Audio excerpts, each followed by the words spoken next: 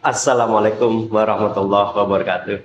Sahabat semua yang dirahmati Allah, mudah-mudahan kita selalu sehat walafiat, banyak rezeki ya. Eh, Video ini selalu saya dedikasikan. Yang pertama untuk saling menasihati, yang kedua tetap potensi akal yang kita punya kita berdayakan untuk mentelaah apapun yang kejadian, apapun yang terjadi di sekeliling kita. Untuk apa? Untuk menjadi pelajaran, tidak untuk menjadi olok-olok dan lain-lain ya. Baik sahabat semua, beberapa hari ini, mungkin satu mingguan ini ya, kita agak viral, risih juga mendengarnya, puisi yang dibuat oleh seorang perempuan, katakanlah ibu-ibu begitu. Dia itu mantan wartawan sepengetahuan saya, karena sering nongol di TV. Sekarang sih katanya sudah hijrah, tidak menjadi wartawan lagi atau presenter. Tapi malah atau beralih profesi menjadi katakanlah politisi tanda kutip lah ya begitu ya, karena mungkin circle-nya sering berhubungan dengan isu-isu politik, kira-kira begitu. Apa puisinya? Puisinya sekitar 2 menitan lah dia baca ya, lebih-lebih sedikit. Isinya kritik. Yang lebih parah adalah kalimat-kalimat binatang yang begitu risih terdengar oleh siapapun. Kenapa risih? Karena pertama menggunakan kalimat-kalimat yang tendensius. Yang kedua merendahkan martabat orang lain. Yang ketiga menciderai moralitas kita sebagai orang yang beriman. Sebagai orang yang beriman, berakhlak, kita ini oleh Allah sudah dilarang dalam Al-Quran, sangat jelas sekali ya, surat Al-Hujurat, bahwa kita ini jangan mengolok-olok antara satu kaum dengan kaum yang lain. Jangan mengolok-olok, perandaiannya adalah antara perempuan satu dan perempuan lainnya.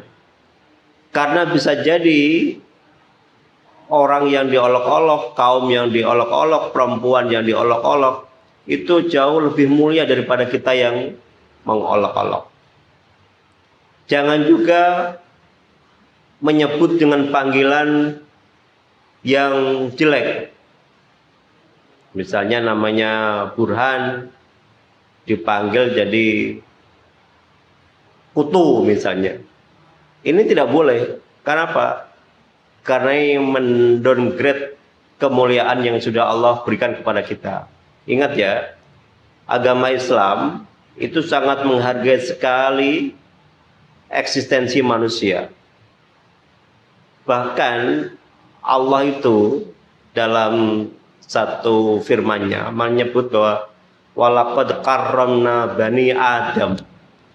Allah menisbatkan kita sebagai anak turunannya Nabi Adam itu adalah orang-orang yang terhormat, mulia. Ya kalau Allah saja sebagai pencipta sudah memberikan panggilan yang luar biasa mulia, mosok yo kita sesama makhluk, sesama anak Adam saling merendahkan. Ini kan menciderai keimanan toh. Itu di samping itu kita ini juga bersaudara, bersaudara dalam keimanan, bersaudara dalam kebangsaan. Kritik oke dalam sebuah demokrasi, tapi mendowngrade, merusak harkat martabat, itu yang tidak boleh. Apalagi orang yang bisa jadi amal baiknya lebih banyak dari kita loh. Jadi pejabat dielu-elukan, berhenti jadi pejabat menurut survei, banyak survei, dengan tingkat kepuasan tertinggi masih 70%. Lah kita, saya misalnya, yang belum menjadi apa-apa, belum pernah jadi apa-apa, kok seolah-olah merasa lebih hebat dari orang seperti ini, gimana ceritanya? Iya kan?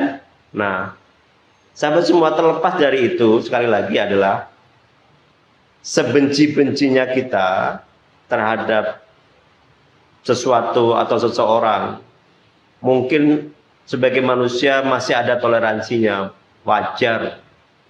Akan tetapi kebencian kita dengan mengumpat, mengolok-olok, merendahkan itu, kalau bisa ya minimal di ruang-ruang sempit sajalah, dengan menggunakan kalimat-kalimat konyol seperti puisi seorang mantan wartawan tadi yang saya sebutkan, yang menyebutkan sebagai anjing. Tuhan, jangan-jangan deh.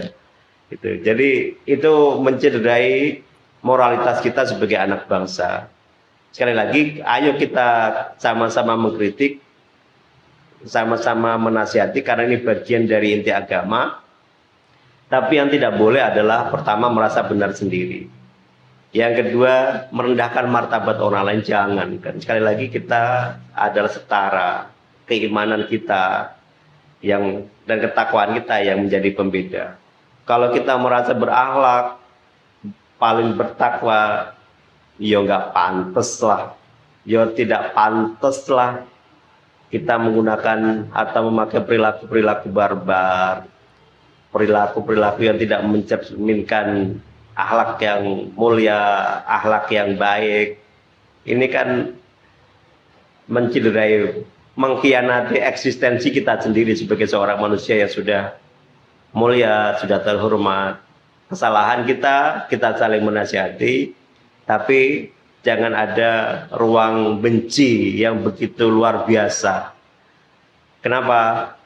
Karena ini bagian dari cara kita berhati-hati. Kita belum tentu menjadi baik, kita belum tentu lebih baik, maka yang paling penting adalah introspeksi masing-masing sambil saling mengkoreksi, saling menasihati dengan cara-cara yang baik pula.